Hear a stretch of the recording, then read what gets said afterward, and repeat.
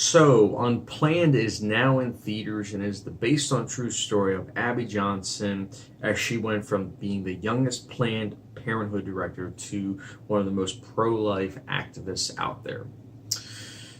This is a film that I was eager going to see because I saw that it was a Pureflix film, which I'll be honest, I haven't liked their films at all. But I saw that it was rated R. So when I saw that, I was like, maybe they're taking risks. Maybe they are trying to be even handed with showing both sides of a coin. Why do I think that? Because usually when it's R rated, a lot of times they have time to develop these ideas. They don't have to cater to a certain group of people. And that's one of the reasons why I was excited. Lo and behold, I was very, very, very wrong. Let me just say this. The one positive of this film is that it is less than 2 hours. It's 110 minutes. Still a lot. This is a film that is terrible. I don't even want to call it a film. It is a movie, in my opinion. It's a very, very bad movie. And let me just explain why it's a bad movie. I was talking about even-handedness, seeing both sides of the coin. I like it when a movie's able to show both sides. I like it when a movie's able to show both perspectives of a topic in depth and not just showing one side that's very hammering home a message, and while the other side is just, they're either goofy, James Bond-esque characters, or they're just these characters that you can't even take them seriously, which I guess also would be a James Bond character from the 1960s. But man, you really have to wonder what this movie was trying to say. And then I'm saying it as a joke because you can clearly see what they're trying to say. Abortion is terrible. And I'm not going to get political on this channel by no means. I'm not going to dive into that topic. But what I will say is this. When you're covering a topic such as that, that's very, very divisive, I think you want to be able to show both sides with a lot of perspective. And this film didn't do that at all. And that's disappointing. On top of that, the filmmaking was terrible. It was outrageous, actually, if you ask me. The acting was not good at all. Specifically, the person who played Cheryl, which is the villain. First of all, the writing of her character was terrible. The one scene she's describing how the abortion clinic is like French fries and soda. It keeps the industry running and not burgers. And it's like, what are you talking about? When you go to a fast food place, burgers are why people would go to Burger King. It's not French Fry King. It's Burger King. It makes no sense, the analogy that they use in the movie. And it's like, I don't know if they were using that analogy to show her quote-unquote stupidity, but at the same time, it hammered home that this movie had such a bad script.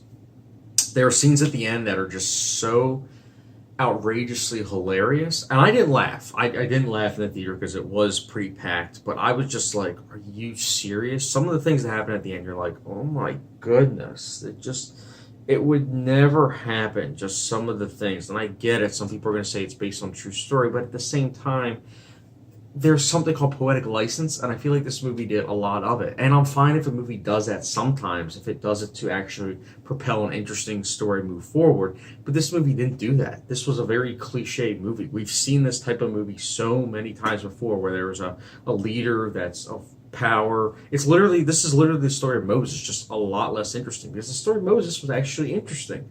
This movie wasn't interesting at all. It's derivative, it's cliche, it has an ending that just left me in tears of laughter. It's a movie that you show to people and say, this is how not to make a movie. This is not how you shoot a movie where you have terrible, terrible color grading, bad music choices. I mean, songs that really are just like hitting you over the head with a hammer at this point. And on top of that, you have acting, like I was saying, that is just garbage, storytelling that is outrageous. It's just a movie that overall you just can't help but get not invested in it, especially the narration. There's just so many things I can list to this movie that are wrong. And I get it if some people like it. I get it. This type of movie has a fan base. I get it. But for me personally, I'm not a part of that fan base. I can understand where they're coming from, but at the same time, I'm saying to myself, this movie isn't at all good. It's terrible filmmaking. I wasn't entertained by it. The message didn't hit home at all. And trust me, it's a message that was beating me over the head, but it didn't hit home at all. So overall, for me, it did not work at all. And that's why Unplanned will be getting a 0.5 out of 5-star rating.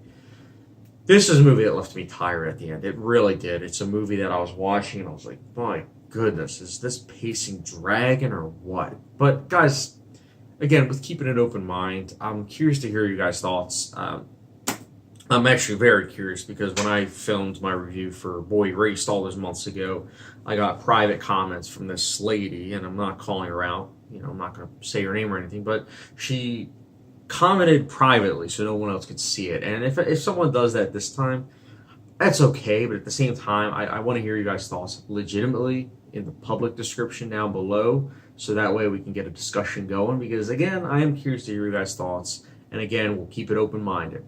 And as always, guys, don't forget the subscription, notification bell, and I'll catch you guys later.